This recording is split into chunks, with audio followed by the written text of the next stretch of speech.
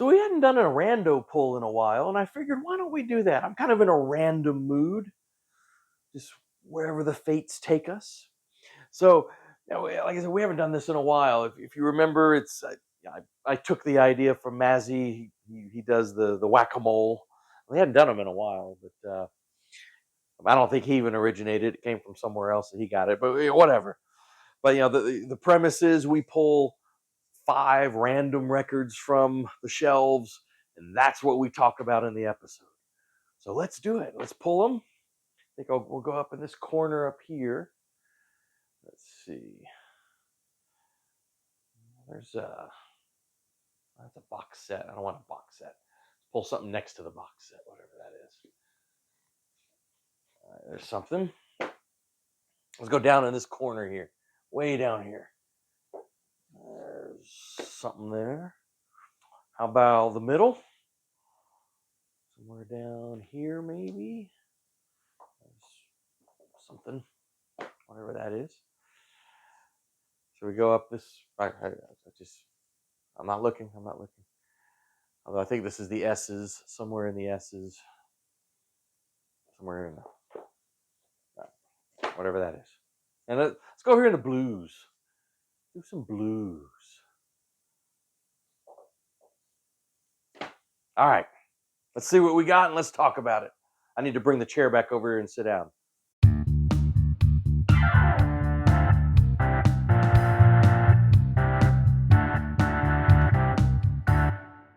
Hey guys, welcome to Amity Tracks. Let's take these off. Welcome to Amity Tracks. Let's do the rando pull. I've pulled 5 records and let's talk about them. So here is the first one that I got. Looks like America's Greatest Hits. Produced by George Martin. Wow. So this one, all right. I never bought this. This was my sister's. Yeah, I have inherited some records from brothers and sister and some jazz stuff from my dad. I mean, inherited. They're all still alive, but they stopped messing with vinyl and I took them all.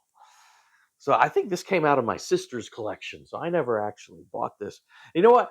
I don't think I ever listened to it. I didn't listen to it for decades. It's just, sort of sat on the shelf. I pulled it out not too long ago.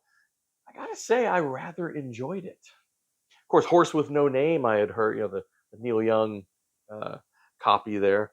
It's a groovy song, though. But I got to say, I was kind of impressed with like the whole thing. It just, just solid melodic folk rock from the 70s. I rather enjoyed it. So there we go. What's next? The Grateful Dead. Is this? No, this is a debut. Yeah, yes, this is the Grateful Dead's debut. We haven't done a Grateful. Yeah, I am planning on doing like a Grateful Dead week. I think that'll be fun.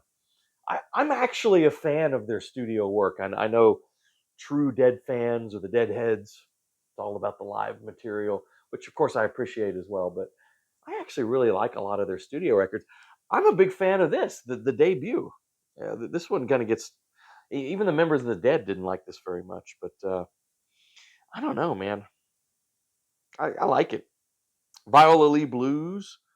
It kind of hints at some of their longer jams. But Morning Dew is on there. New Minglewood Blues, Golden Road, Cold Rain and Snow. I think this is a really solid record, actually. But anyway, we'll talk more Dead when we do a Dead week. Whew, this is not very good. Tell me if you disagree. Some of you may like this. I think this is the only solo album, like proper, it's not like a soundtrack or something, that is just attributed to Jimmy Page. Is that right? Outrider? When was this? 80, 88? Yeah. I gotta be honest with you, I haven't listened to this in probably several decades. I remember it not being that great, although I saw him on this tour. He was touring for this, and I remember that was a cool show. I think I played a bunch of Zeppelin stuff. I remember liking Liquid Mercury. It's kind of a molten instrumental. But I think my problem was on like most of this, he gets vocalists. And I don't know, they all seem kind of generic vocalists. Although I think Robert Plant comes and sings on one or two of these, but other than that, all the rest of them seem I don't know, just didn't really stand out to me. So yeah, Liquid Mercury, that's pretty cool. All right, what's next? I've talked about this like multiple. You know what? It's a redo because I've talked about that record like 5-6 times on this channel. That's a problem, once you get going for a while, like you talked about less. I'm gonna repull. We're gonna do a repull. So it was up in this area. So we'll oh here I reset the camera so you can see my stunning figure here. You know what? Let's go over here. I'm just gonna pull something from. All right, see what this is. Huh? Frank Sinatra sings for Only the Lonely. Have I talked about this one too? I don't know. Whatever. We'll talk about this. Yeah, also one of my favorites. I was looking for a copy of this for a long time, and look, I found one for $4.99. It's in good shape too, actually. Um, One of his kind of early concept albums. So what was kind of interesting is a lot of people attribute Frank Sinatra, really sort of creating the idea of an album as sort of like this whole cohesive work, and this is one of them. What year? This is a problem with pulling it off randomly. I can't do my research ahead of time. 1958. So this was 1958, and kind of well, like the title suggests, so ballad heavy. Just, but man, it's really nice. One for My Baby, which closes this, is probably my favorite Frank Sinatra song. Just that it's just so weary and just gorgeous, gorgeous. I think nothing quite reaches that level as far as sort of what that song tries to do. One of these saloon songs. One for My Baby. It's gorgeous. Yeah, this is a really gorgeous record. All right, what's the okay? Oh yeah, that's right. I reached in the blues area. Omar and the Howlers. Hard Times in the Land of Plenty. You guys, this is 1987 when this one came out. You guys know Omar and the Howlers? Omar Dykes, Omar Kent Dykes, Texas band, Texas. Although I know he's from Mississippi originally, but these guys are out of Austin basically. And yeah, this guy has like sort of is really I mean, like a howling wolf voice. I mean, just powerhouse. It's like gravel. So good though.